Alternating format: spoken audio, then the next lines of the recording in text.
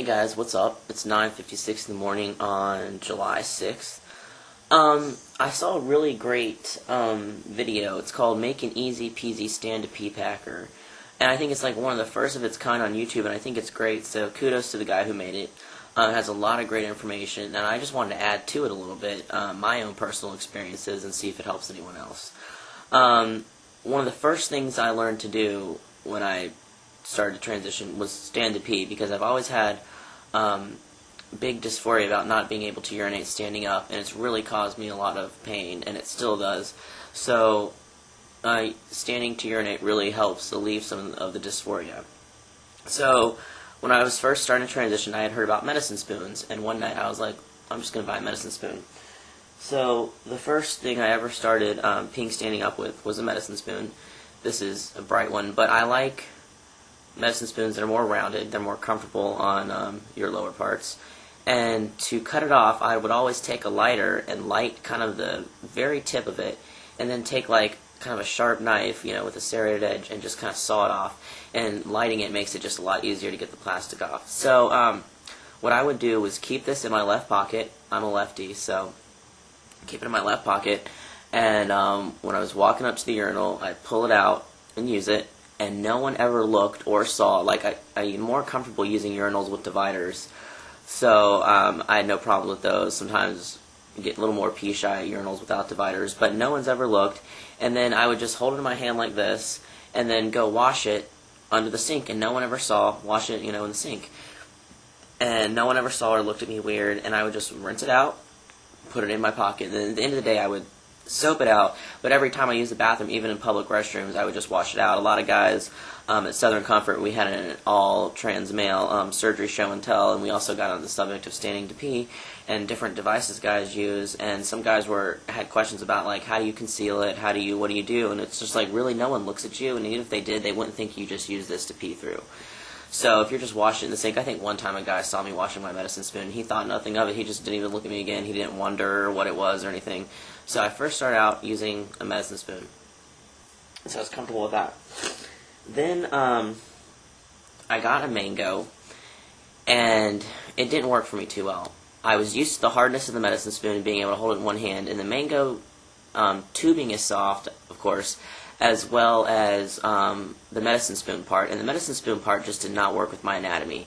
So, and like this guy says, he uses a travel mate through it now because it's hard, and you don't have to use two hands. If the medicine spoon and tubing is soft, you have to hold it with one hand and then hold the dick with the other. And I like holding my penis with one hand when I pee, because I've noticed most guys are past the two-handed peeing stage. You know, I think that's more like little boys learning to control it, you know, at first. But most guys pee one-handed, and so I like just to hold the STP, you know, my penis with one hand. So I have the same problem as this guy who made the video. So he, you know, it uses the travel mate because it's hard. But, so that's what my problem was. I needed to find something hard, you know, like a medicine spoon that was hard, and tubing that was a little harder, so I could just use it with one hand. So, basically what I came up with was, Kristen found some tubing at a hardware store. See, it's not as soft, it's a lot of it. It's not as soft as regular tubing, but if you see, it's still rigid, but it's soft if you bend it. So it's not too hard, and it's just, you know, it can be moved. It's not like so rigid that you can't move it, but it's also very sturdy. And this is my packer that I use, my stand-to-pee device. This is the medicine spoon I have attached to it. It's more round here. And this is the bit of the tubing that is attached to it. And as you can see, the spoon doesn't come out at all. And this is part of the tubing, and it doesn't make the dick look too hard. It just goes the length of the dick. And you just put it through here, and then it just sits like this. And the dick it's still very sturdy, and you can use it one-handed to pee, and the dick doesn't look like it has a boner all day, which is kind of a problem with some people. You know, my only concern with using a travel mate inside the dick was that it was just too hard, like to have just a straight thing, and it would make the penis stick straight all day. So I just wanted to, you know, say there's an option out there of getting just slider softer slightly softer tubing. Sorry, that was an alliteration. It was hard to get out. Slightly softer tubing, and you can get this at Home Depot, and it just really works for me.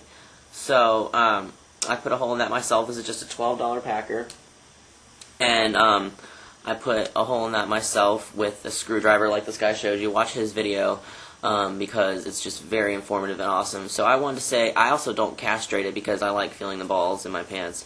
But you can do that too if you want. And that little black thing you saw around it is what I use to hold it with my harness. So that video is very informative, much more so than this, but I just wanted to add my personal spin to it. So, it's really hard learning to stand to pee because it's totally different muscles involved. So it took me like a month. Like, honestly, I would be in the shower for an hour at a time just trying to get myself to go. And then I was finally able to do it, with no leaking, without clothes on. And then finally I was able to try it in the toilet. And then finally I can do it through clothes. So really, it's frustrating because you're going to leak and it's just going to be the most frustrating thing in the world. But it takes a while. And if anybody has any more specific questions or wants to ask me privately about standing to pee and stuff, or using urinals, or about how I made that, feel free to ask. And I hope this helps someone out there. So, alright, see you later.